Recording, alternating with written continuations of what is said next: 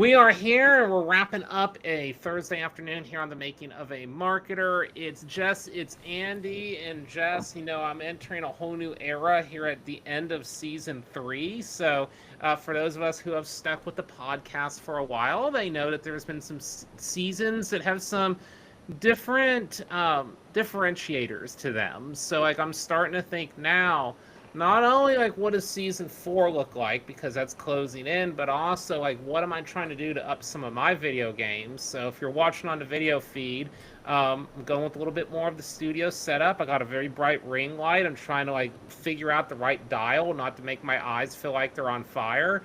And I'm doing some new stuff with my video editing over the course of the next few weeks. So, we got to mix this thing up a little bit, Jess. When we going to get the full studio? What is that, season 10, when we have our multi-million-dollar sponsors? But, for now, it's a ring light.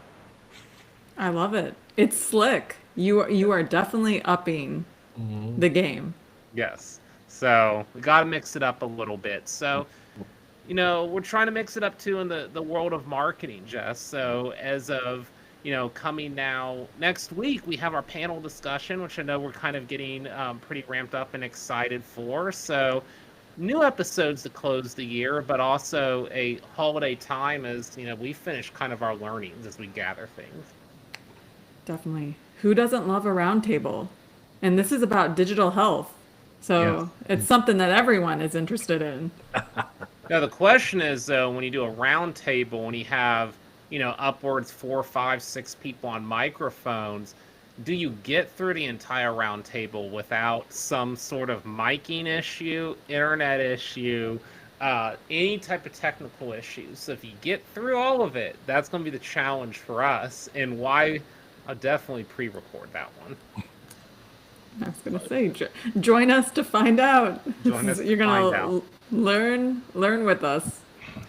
Now, as we talk through our season's journey, today we bring back one of the rare returning guests on the show, Jay Rathel. He is a B2B LinkedIn marketing expert. And Jay, some of the last times we talked to you a couple years ago, we were talking about some other platforms, dare I say some Meta, a little bit of Facebook, a little bit of the Gram. So, I've been watching you from afar, and I see you're on this B2B journey right now. So tell me kind of what's changed over these last few years. And if you did listen to Jay's episode a few seasons ago, it's a lot about paid media, it's a lot about the nuance, it's a lot about that omni-channel style. So curious, what's changed for you, and what are some of those learnings you're going to bring from the table for those last couple of years? I wish I'd have found out the date we did it a couple of years ago, the actual date. I don't know what it was, but it was 2020. I was 3, maybe? I don't know. Probably 2023. 2023? What happened since then with Facebook? Facebook is not my jam anymore. And it's for a couple of reasons. One, job stuff happened, and I just kind of was out of the platform for a while. In fact, I haven't been in the platform in almost 2+ years. And somebody asked me a while ago, do you want to do Facebook ads? I was like, no, because I have no idea what I'm doing. I'm not going to waste your money. Black Friday e-commerce right now? I'm not going to waste your money, sir. But, it's funny. I kept coming back to, and I would do freelance and stuff. LinkedIn ads just kept coming up. And, if you know me for the longest, I was a Facebook guy. And I still am at heart. It has my heart and soul. Because I still say Facebook, I will never say Meta. I'm not that dude. Forever. And I got more on LinkedIn, and I noticed, it's funny. LinkedIn still copies Facebook when it comes to ads manager to back end. They slowly still copy Facebook. Now they have ad sets now. But LinkedIn is more fun. I could do more things. I could dial the knob a little more. Facebook is kind of here you go, figure it out. So, not really for me anymore. I like having more control, and that's the short version. There's a long version, but we don't have time for all that. So, Jay, we do start now with an important question we ask everyone. And the theme of season 3 is we're talking about what it means to sell ideas. So now that you're running LinkedIn, this is interesting because Jess and I, we specialize on selling the idea of LinkedIn video or selling the idea of thought leadership, B2B marketing. Sometimes It's not a new platform. There's still some newness all the time to this platform. Well, so whether it be LinkedIn or just any idea in general, you have a method that you're using right now to sell through ideas, to sell through the madness, to sell through the unusual. What's your go-to when selling something through that might be different to a client? It's not so much selling a personal thing. It's more like selling me. I believe you sell a person, anything else will follow. So one of the few things, I think if you know me well enough, I'm in a mindset that the customer slash client is not always right. Most of the times they're not. And I make jokes. My favorite thing to say, my favorite word to say to my children and clients is the word no.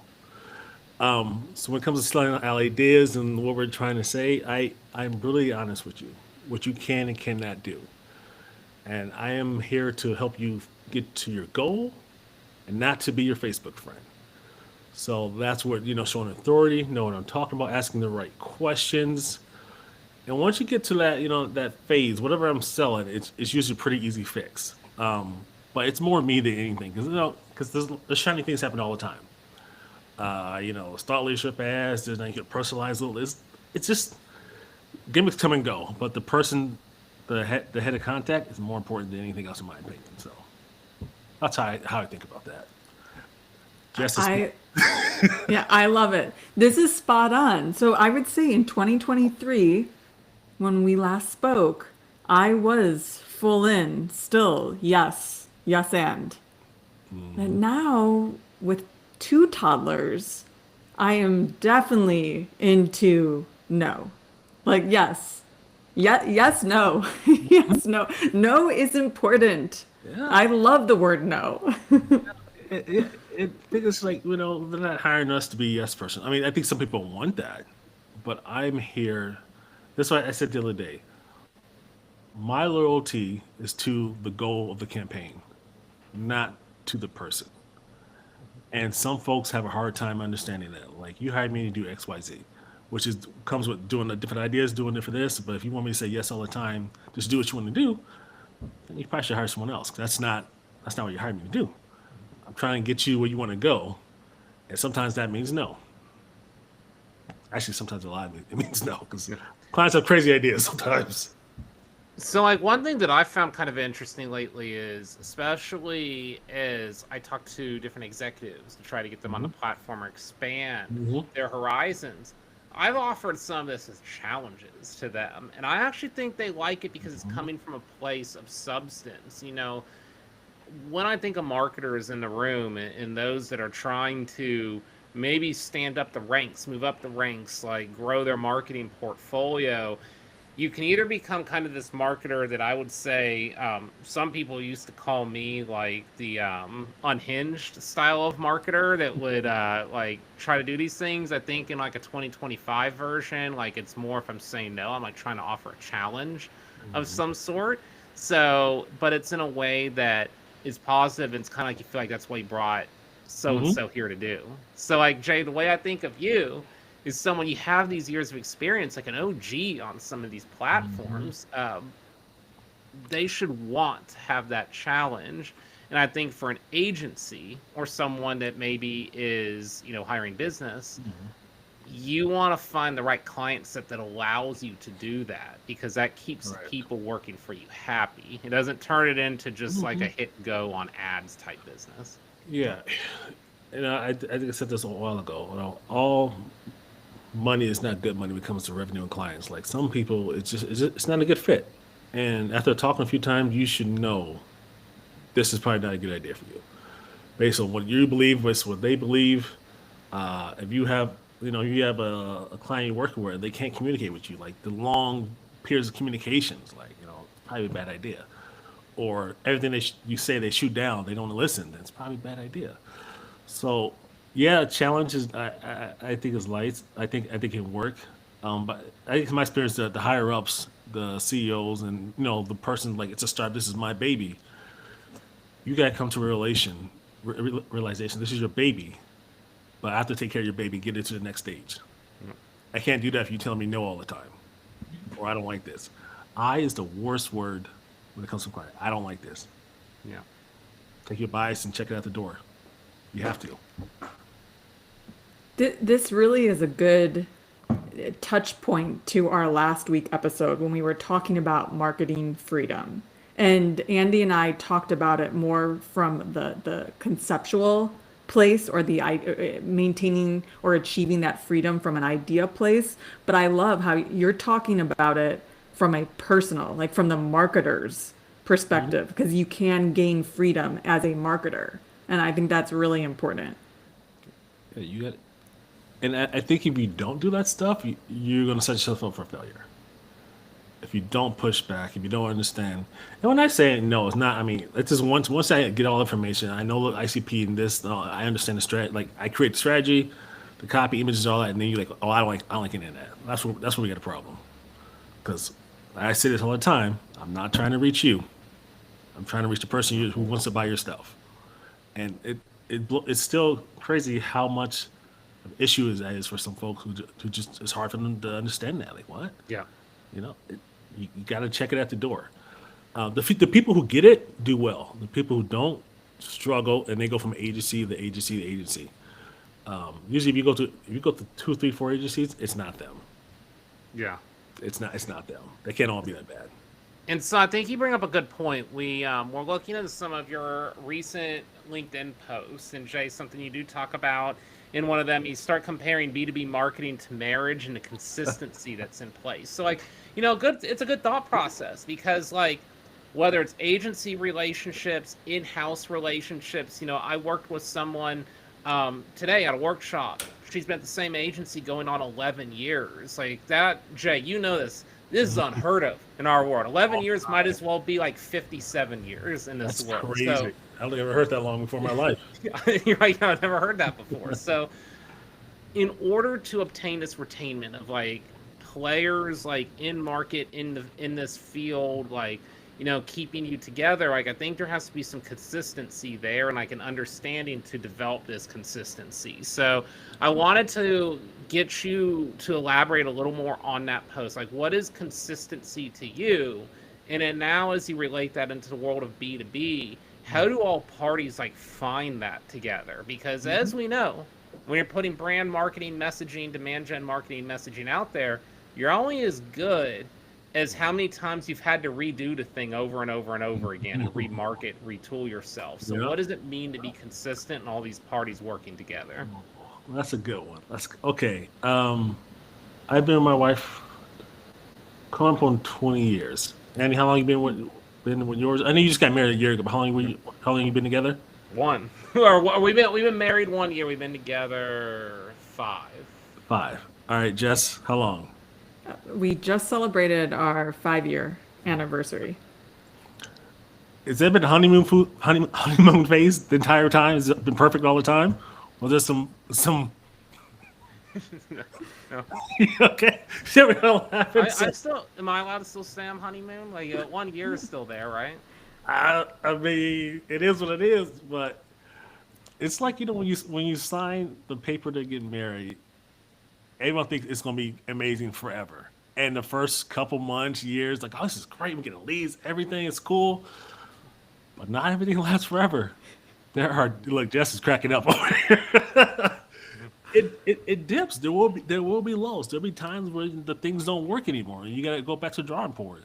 There's a lot of couples go to counseling after so often because you need to retool. You gotta understand each other more. It's the same as B2B marketing, especially if you're sales cycle, who knows, let's say 6-7 months, you're selling $50,000 product. It won't always be perfect. You got to understand you're in this for the long run. So that's why you don't set and forget it. Whatever you're doing, you're not setting and forget it, but you're understanding you have lows and ups and downs. But at the very beginning, setting expectations like this is what this is going to be. Yeah. That will be consistent forever. That's not reality. That's not life. That's a pipe dream. Not every lead will be your ICP. Some people think every lead should be ICP, no matter what, 100%. That's not how it works. You'll get some bad ones. So there could be market conditions that yield you to a bad month. I mean, you've done this, Jay. Like I've had weeks that, Andy, why did our CPL go up 400%? I was like, hey, the 4th of July happened. Not as many people wanted to download B2B SaaS software. Like, like it just, like it's a consistency. I have a good one. So at this time now, we were running website business campaigns a while ago. This is like early in the year, and we're talking $6 a click to get into a website. October, same campaign, same targeting, $35 just to get them there. Nothing's changed. So I told them, hey, it is what it is. This time of year could be a couple things with Q4. People spend more money, it's more competition. But again, the scope of like the longevity of the campaign, we're good. Don't go back down. Like he understood that, we're good. Just when you start raising red flags, oh, we gotta change. No, just hold the fort. It's like a marriage. Hold it down. Stay down. It'll turn back. But again, a lot of folks, it's hard for them to accept that. They want it good all the time, which we all do. We're humans, but that ain't it. Especially when it comes to marriage. I love it. We've got Andy here as our young blood, just coming into it, still eyes wide open. And at one point, you look at your husband and wife like, man, I don't like you at all. I'm sticking with you, no matter what. Now, I was gonna say, Jay, kind of what you're describing with clients, though, when they don't have the consistency or trust, like they're not on a marriage, they're on a Tinder date with agencies right now. They're swiping, they're getting their meal, and it's dead cost. Like it's dead time, it's dead money, it's a Tinder date, and then they move on to the next vendor and see if it works any better. And I think that I think the most important conversation you're ever going to have with a client is that first expectations, what it really is going to be like, and set them up for success. So that means tell them there'll be ups and downs. The leads may fluctuate. Things can happen beyond my control, beyond your control. You have to understand that. But the longer you stay in it, the better it goes. I always say we're not selling T-shirts. This is a little more time involved. And a lot of people say, LinkedIn, when it comes to LinkedIn advertising, it's not the end all be all. You should probably run in Google as well, and we're running a few other things. It's a cog, right? No one thing can do amazing things for your business. Again, let's use Facebook and selling T-shirts. But our products, if you have it paired together, if the company has a good sales system, that's another thing. If they don't have a good sales system, that's a bad idea, because they'll come after you when the sales don't start converting. So I can go on tangent about that phone for a while. The back end, which we can't control. That's a lot of marketers get hung up on that stuff. We can only do so much at the front end. We can't handle your HubSpot, your Salesforce. We can't make your sales folk, your SDRs. We can't make them call. So that's an ongoing problem to end of time, I believe. Well, what I like about this analogy as well is you're strategically thinking about the long game and the big picture. I think for so many of us, it's easy to just drop it right after the sale, or the sale's made, the decision's made, and it's important as marketers looking at the entire experience and looking at, okay, how are we going to maintain this relationship and the loyalty after they make the decision as well. It's a lot of things go into that. Strategy is a huge one. And, and some people say, are you likable? And I would say, not important. Can you do what needs to be done is the most important thing. Because I work with you if I don't like you, but you can give me what I want, then what I'm trying to achieve, then end of the day, this is a business we're trying to run. We're not trying to be, I don't need to hang out with you at the bar. I need you to get XYZ, and I give you XYZ, and we're all happy. But yeah, it's a couple of different things, but expectations are huge, especially people with smaller budgets, smaller clients, because they expect, have a little 5-6K, that's going to bring them the world. That's not it. And they want leads right away, and never advertise LinkedIn a day in their life, and they never post anything on LinkedIn. That's going to be hard for anyone. So how are you bringing some life into this, Jay? So I'll give you an example from my past agency life. I had a client. We ran kind of multiple versions of campaigns. So for instance, we ran your general full funnel. We had some decent lead costs. We did the ebooks thing. I kind of massaged a decent CPL. We also eventually, a couple months in, we started getting some decent sales. We had another group where we're getting like $1,200 leads for like an $80,000 product, and like, hey, should we pull the plug? Blah blah blah. I was like, oh, this is a highly tailored audience. I think instead of pulling it, we need to be very transparent with what we're trying to accomplish. Run this for 60 days. If it doesn't work, we can pull it. We're not putting a lot of spend to it. Those $1,200 leads, Jay, were our most valuable sales. Those $1,200 leads were becoming $80,000 sale after $80,000 sale because they were a very highly tailored audience, and our creative was very one-to-one to them. So I was like getting us out of like, let's stop looking at those metrics. Let's go back to old school marketing that we all three of us grew up in: sequential messaging, emotional appeal, not being trying to be right for everyone, being right for someone. So how are you still bringing this to the table now in a B2B, like very like scrutinized world? Because I know you come from this world where creative messaging, giving that marketing oomph is still a part of it. Have we lost our soul in paid media a little bit to where I feel like sometimes it's the last thing we talk about? How are you still bringing that to the table? We were all sold as Chat GPT, right? The robots. That's what most stuff you see. Yep. How do I do that? I think I go back to, again, understanding the client themselves, the person who's signing the check, not the growth marketer, not the manager, whoever's signing that paycheck. We have a conversation, and I think, and I say, what's more important? You get a bunch of leads or people you want to talk to, right? It's obvious. So if you have this ICP XYZ, it costs you $1,000 to talk to them, and your product is $80K, is it worth it? I would say most would say yes. You get a bunch of junk leads. I can give you a bunch of junk leads. Give me an ebook. I can give you that crap all day, but who cares? I enjoy LinkedIn. I like it a lot, but it's not the end all be all. I care much more about what happens on the back end. So I really, really, really focus on what happens after the lead or whatever comes in. That means we're talking with the sales folks. So if we can, we talk with them, evaluating every single lead, seeing if they fit the ICP and how can we replicate that. But a lot of it, man, I think it's this conversation, because if we just say, hey, this is a bunch of stuff, it goes back to picking the right client, the one that you think can be successful, the one who understands what this is going to be. This is a long-term game. Are you willing to invest XYZ dollars for 6 months to get what you really want? If you don't want to do it, that's fine. Then maybe it's not a good fit. But it's really understanding the client, and do they make sense for you and him? So this sounds like your personal marketing right here. So like, something, for instance, Jay, you can explain maybe some of what you're doing just from the companies you're doing work with. I know you started your own, the thing that I think all of us marketers have a dream to do. Yeah. But this part of your brand right here, like as to what clients you take, what types of work you do, like you sound like you're really calling your shots. Like how almost do you brand that from coming from your side, whether it's a LinkedIn post or if it's like client to client, like talking to them? I think someone asked me that before. So if you look at the stuff I put on LinkedIn, it's always like kind of funny, kind of goofy, right? And you look at all the other LinkedIn ads folks on LinkedIn. I call them LinkedIn bros, but I call them. It's about 10 or 15 people. Jess is laughing. She probably knows what I'm talking about.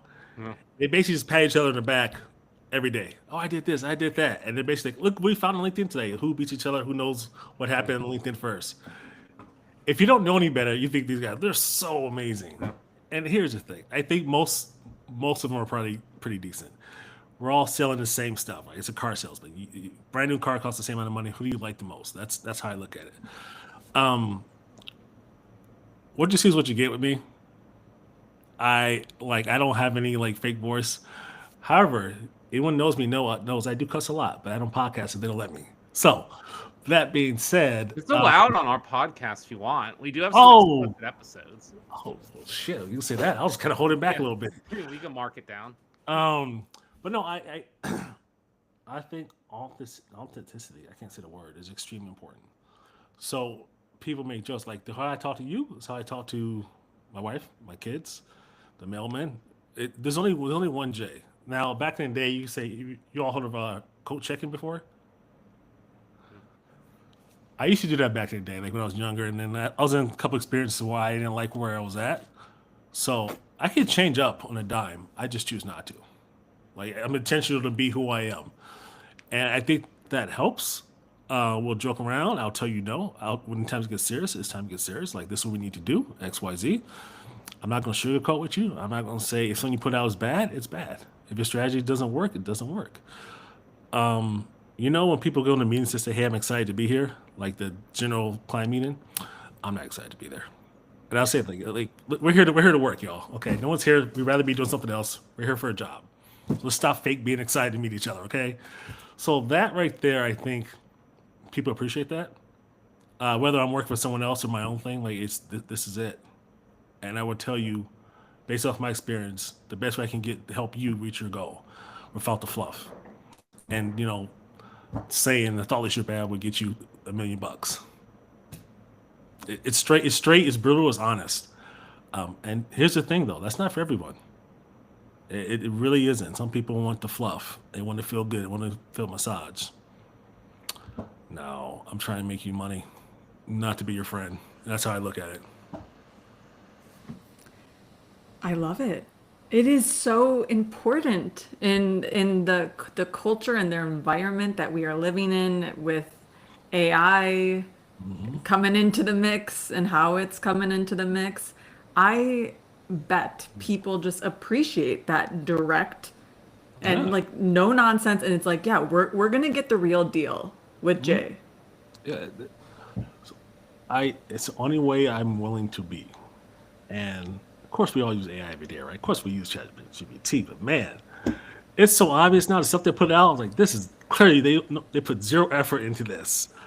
And like you said earlier, and like the soul of marketing, like the AI is taking the soul out of like the messaging. It's so important when you're talking to a certain person. Like you gotta like fill it a little bit. I don't know how else to say it. Like it's very important. You just can't put out some junk and it happens all the time. You can tell it from a mile away.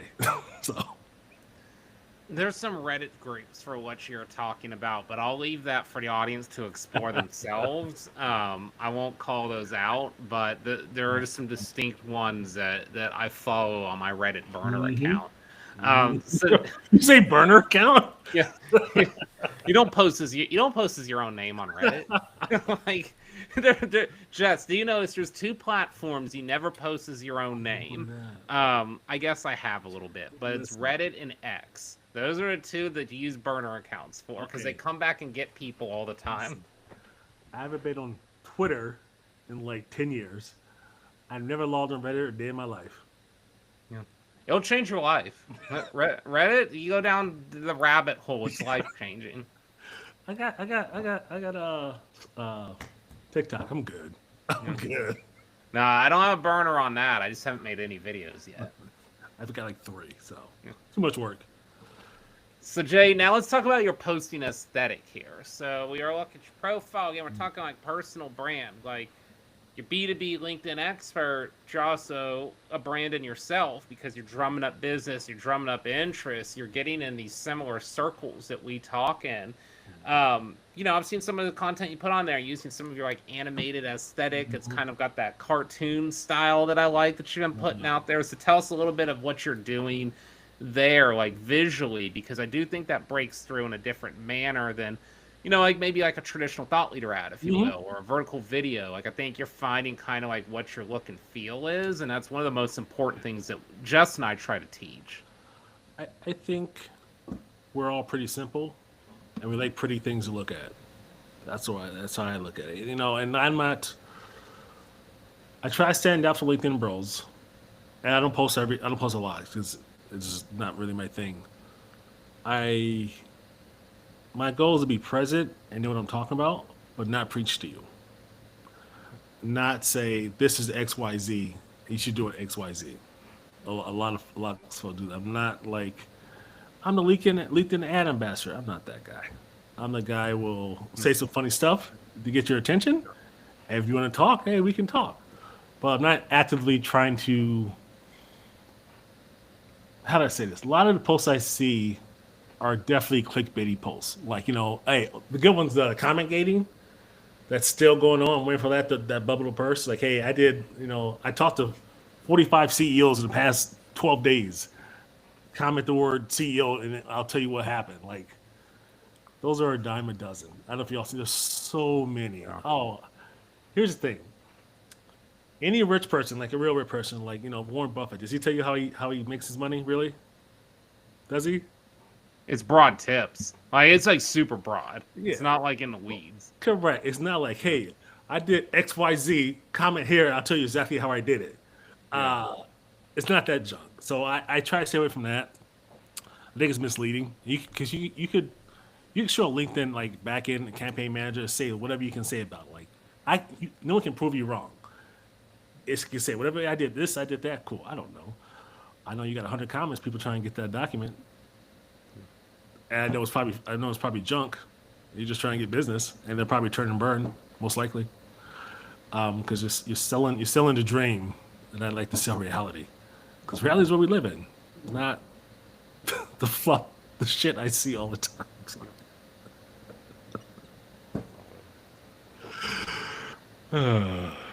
So Jay, how else have you seen things evolve on LinkedIn since we last spoke? Oh, there used to be just AJ. There's so many LinkedIn folks on LinkedIn ad specialists now. It's crazy.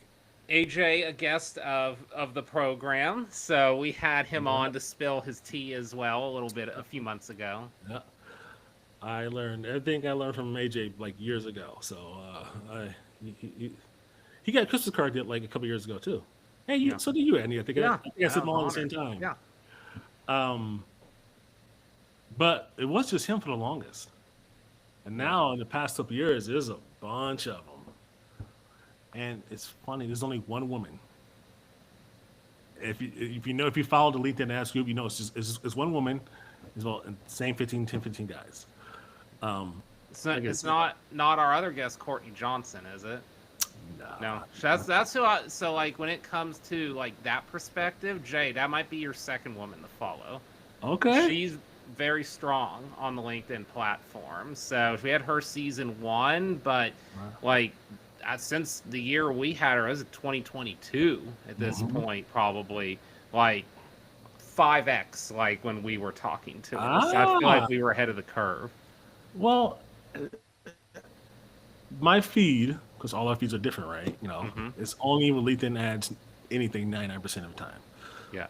So I see the same ones. Oh, some of them are good, but I think selling false information, trying to get people to click a button, is hurting all of us, in my opinion. So our curated feed. Yes, agency. Agency has people have a bad taste by agency in their mouths already. And you find a post, it sounds good. You click on it, you get your PDF, you sign up, and then not so good. Yeah. Now it looks bad for all of us. It's hard to beat that. It's hard to compete because so many people are doing with it. So I don't know. Let's talk about what you're doing on there, because there's like main hustles, side hustles, and I know that when we talked a while back, like you kind of started running your own business, Jay, and that became, you almost like did that evolution of side hustle to full hustle. So tell me kind of like how you feel like that's going right now, and then, like for any of us, like I've been told by like 20 people at some point in my career, it's like, Andy, why don't you just go run your own agency? I was like, huh. I was like, you know what? My brain first goes to like bar rescue, and it's a completely different thing. But they always start off, so and so lost $500,000 on their dream, and I'm like, yeah, that's gonna be me, like trying to run an agency. So it's like, I'm just curious. Like, it's always fascinating to me to see folks like yourself that kind of do some of this work on the side and then turn it into something more mainstream. Like, how does that work? Like, kind of where are you at with all of that? All the above. I go in cycles. It was interesting when I was laid back a while ago, and I was living in Hawaii. That was extremely difficult to get any traction in Hawaii, from freelancing to employers. And it took me a while to figure out what was going on. Actually, an HR person told me. So basically, for someone, you think the count is on U.S., right? Everybody but Hawaii, I think Canada, I think. Like Hawaii and Alaska. For a company to hire someone in Hawaii, they have to change their taxes, they got to change their insurance, they got to change their policies. It's a whole lot of money to do that. And I even found out from a previous company where I worked at before Noodle, and I got laid off because of COVID, hiring the same job. Oh, Jay, you can come back. Going through the process. See, the CFO was like, I'm not doing this for this guy. It wasn't worth it because the taxes and insurance, it just wasn't worth it. So, no. And then there's a time difference, which definitely hurt. There's a really interesting gentleman in Israel, freelance. Wanted to work with me, awesome. Can't, gotta be East Coast hours. Lost out on that one. So that happened over and over and over again. So that would definitely hurt the pockets. But I eventually found one, and starting your own business is a lot of work. And you'll see people who work at LinkedIn at ADCs, they go off and do their own, they kind of tell their story. It don't sound like that much fun, because it's not. Because it's just you. So I go back and forth. Like I have a full-time job now, and sometimes I still do all this stuff, but mostly like it's when you change, let's say you're doing your freelance thing and you have a full-time job and you're starting to like maybe starting to blend together and you're working a lot of hours. I would say it's not based on like hours, like which makes you happier. I would think is when you make the change. Yeah. Can I switch over with the clients I got, whatever business it is, will I be happier?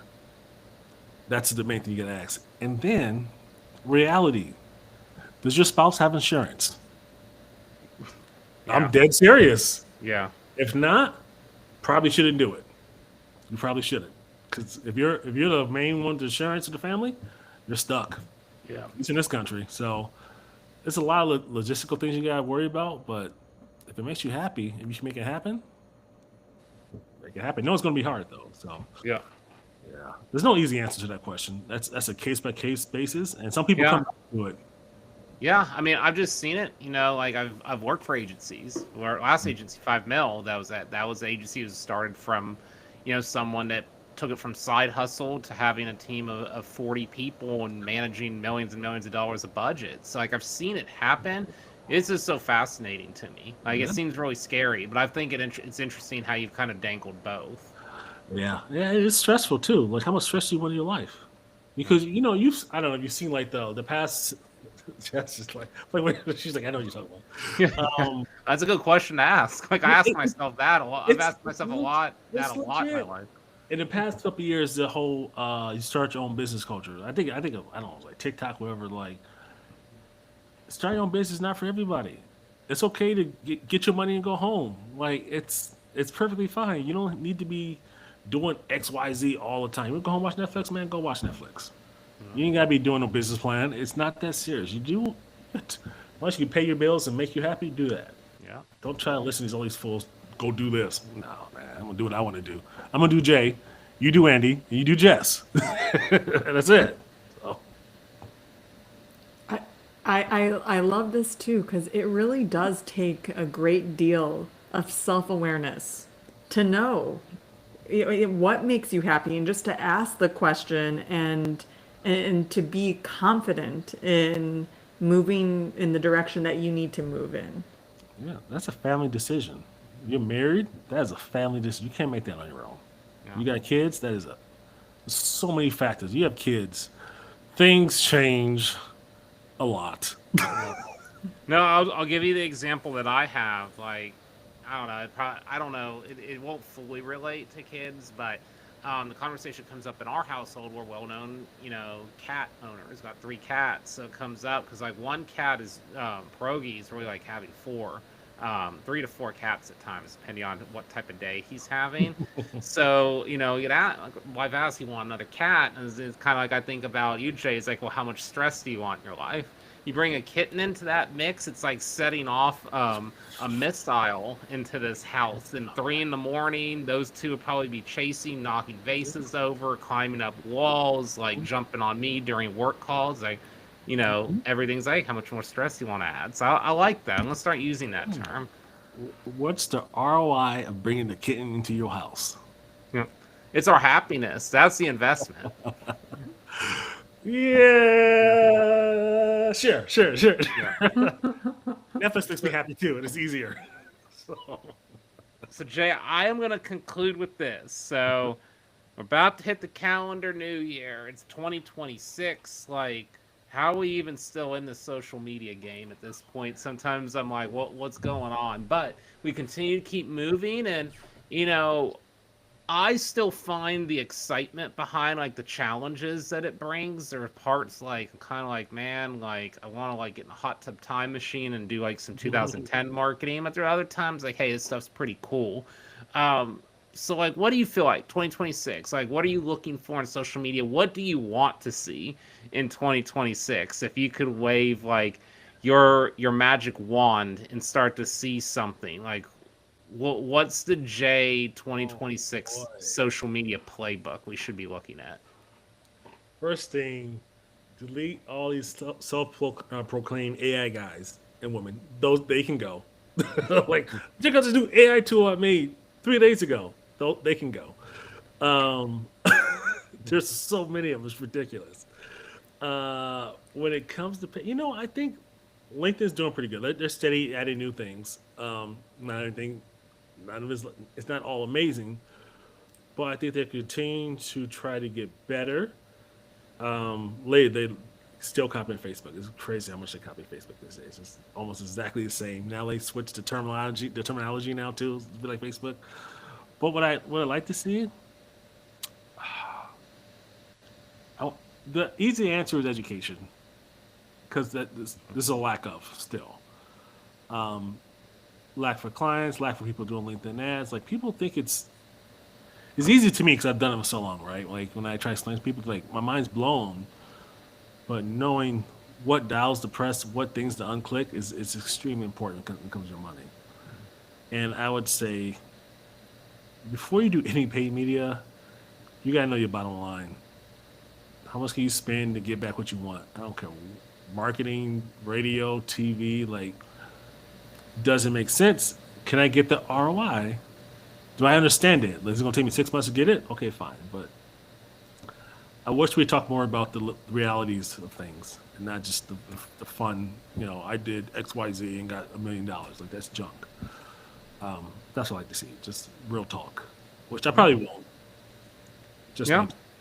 I think that's a lot of what our brand is, Jess. Like, a lot of it is like we are not a podcast or a group that like talks about the end result. We want to talk about everything and everything in between. And like, something that we've hit on so many times, there's a lot of marketers that want to be critical of other marketers, and I've tried to really erase that from my vocabulary, as long as it's under the context that like, hey, we're just in a creative room and people are trying things. Like, I want to see what they're going to try. Like, I can tell you that 9 out of 10 of these like marketing controversies is probably not how I would have done things, but it doesn't mean it was wrong always. Like, if you actually like listen to what they say. So like, I think that education piece is real important. Sometimes gets lost on a lot of us just saying, this is how you run the ad, this is how you build the audience. Like, no, I want to hear all of it. But then when you let me touch the dial, I'm going to do it my way based on the knowledge that I have. Correct. Yeah, it's more than one way. There's not any guaranteed way for LinkedIn to work. There's multiple platforms, multiple paths. But again, it comes down to budget. Comes down to the 3 things I think you need for LinkedIn to work. 1, budget. You just need money. I'm sorry, you need money. You can't do this without money. 2, this is hard for startups to understand. Like, people gotta know who you are, your product market fit. It's ridiculous. You gotta understand what it is. And 3, you need me or someone like me. You run this by yourself, you burn money. I see it so many times. Like, wow, you dropped 10 grand on nothing, and they think they're doing good. I remember this one client saying, "Hey, Jay, my cost per click was like $7." I was like, that's what you're focusing on? Yeah. Everything else is bad. So that's my pedestal talk there. Well, Jay, this has been great, like catching up again, working through some of the things you've been doing, and for our followers, like they want real talk, they want business on LinkedIn. Give Jay a follow, Jay Rathel on LinkedIn. He's going to talk business, but also can help grow yours as well with some of the strategies we discussed today. So, super thank you for having me back on the podcast again. Well, thank you. So, 2 years from now, season 5. I'll go over 2 years. Be back. We'll see if we have the type of production that I was talking about for season 10. We'll see what kind of era that we're in, but we continue to grow, and as the listeners grow, we're happy continuing to bring in some of our favorite guests back. Yeah. I have a microphone that works next time, because the one I have now just not. It wasn't working. It's kind of crystal clear. Riverside will save the day for you. Thank you. I appreciate Jay. Thanks, Jay. Bye. So, Jess, a good business talk today from Jay. So, I think a very interesting component, a good big takeaway that I had here from him is kind of, not trying to be like every business partner's friend. I think there is a real learning I have for this, because I think about this in my younger years. So if I took, let's say, 200 people I've worked with in my career, I could tell you there are some close friends out of those 200, and a lot of them have been on this podcast, Jess. But do you notice it's like 4 or 5 have been on this podcast, not 197. So, even some of the close people I'm close to in business, we don't hang out, we don't go to bars together. But there are a few I do. But that's, I think he's trying to get at right there, is that is such a low percentage. I think there's a lot of marketers actually that almost get their feelings hurt because they don't have that close relationship, and they almost want that. I think mentally you have to find a way to differentiate the two. But no, it's still not impossible. It can happen, but it just shouldn't be an expectation. You should go in with business first, and if it evolves into that, I think that could be okay too. It's so refreshing, and I love Jay's approach, and we need more of that. It is direct. It is having that self-awareness and the confidence to know, yes, this is going to work, or this isn't going to work. There's so many brands that say, oh, I want to be innovative. I want to be so creative. We really want to break through with what we're doing on all aspects of what we do. And then when it comes to how bold do you want to be? Here are some of the breakthrough ideas. Here's understanding the customer. Here's how you can reframe the story. And then they don't want to do it. They want to stay in their comfortable zone.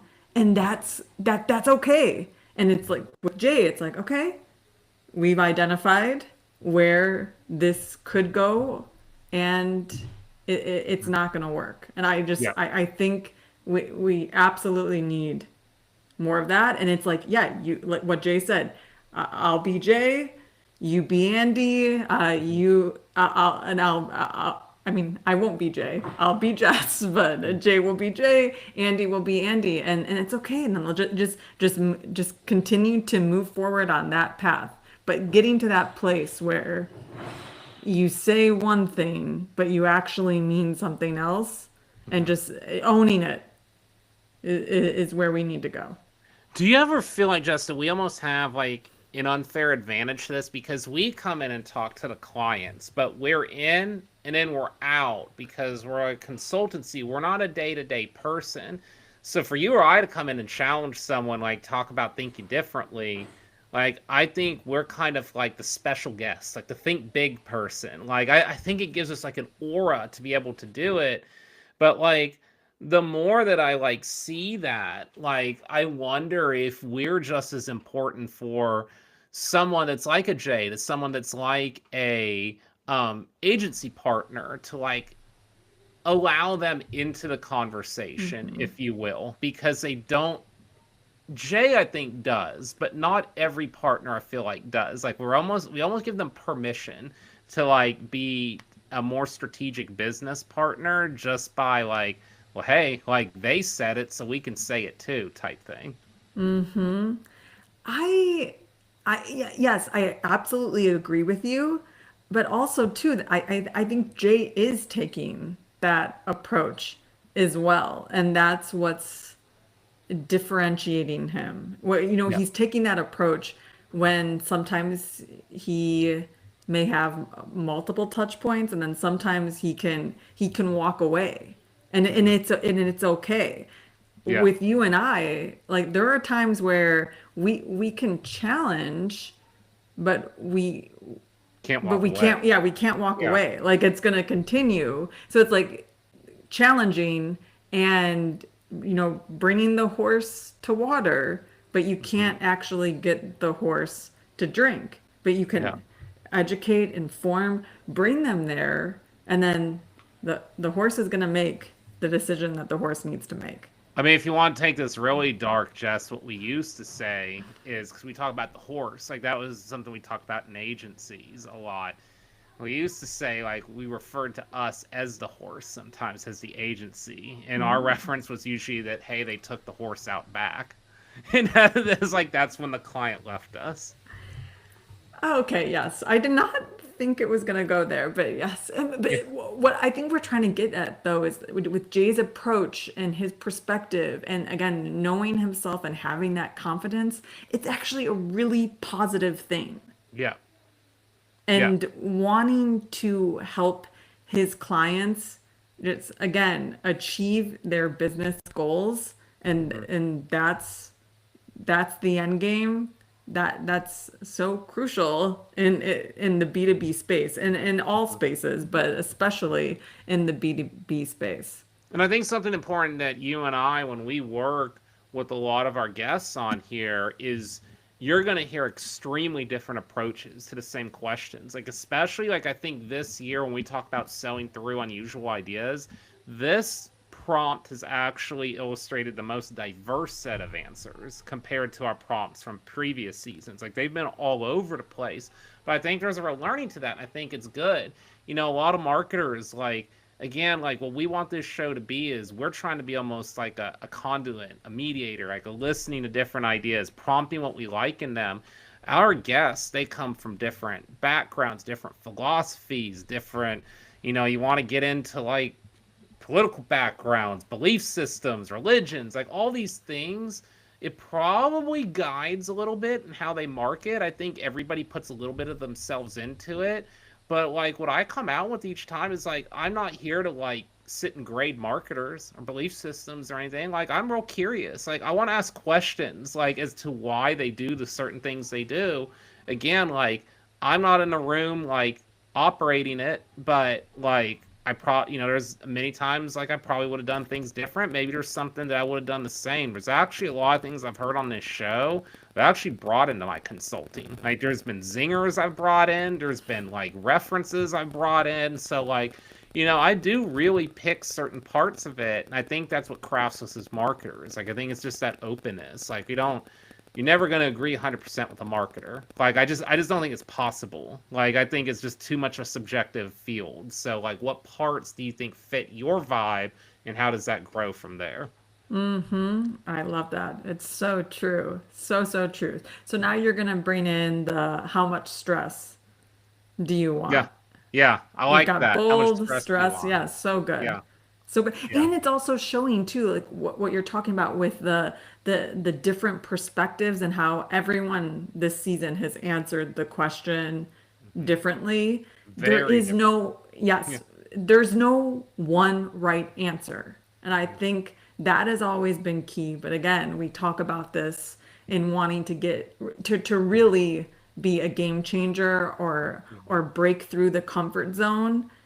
We're taught and we're trained to believe there is only one right answer. Yeah. And if anything, I'm hoping for our listeners, and it's happened with us, just hearing the different approaches and the different perspectives, it gives everyone more confidence in this idea that there isn't one right answer and there are many ways you can approach and test and try to flex your creativity on this journey. I can't think of a better way to end it right there, Jess. So, summed up perfectly. We've got now a month and a half before we're going to close this thing out. So we're getting our round table together. And even like we talk about inspiration, like you bringing this round table idea to the table, it's actually kind of inspired me to think about one that I'm pretty passionate about that we can do for our next season. So I think that's a key learning, and we look forward to it. We got some exciting stuff coming up. So stay tuned, everyone. We do.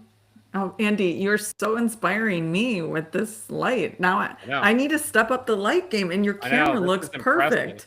I mean, it's like feels like it's like burning through my skull, so I got to figure out like the best way to position this thing. Like I might try to position it a little bit further back in the room so it's not as like on me, but it's a big difference. It doesn't look like I'm in a cavern anymore, so that's good. Wait, this could be good. I mean, maybe I will still keep, I'll go the easy route and still keep this, and because this is perfectly demonstrating how on LinkedIn low res and high res work well, but nothing in between. So I think I've got a good low res visual. You've got a great high res visual now. Yeah. And we'll just keep that energy. Yes, we'll keep it going. I got some new little tweaks I'm making. Like I said, if you follow me personally on my page, I got some new things we're going to try soon, if you will. So we'll see how they go. Can't wait. All right, till next time, everyone. We'll talk soon. Okay. Bye.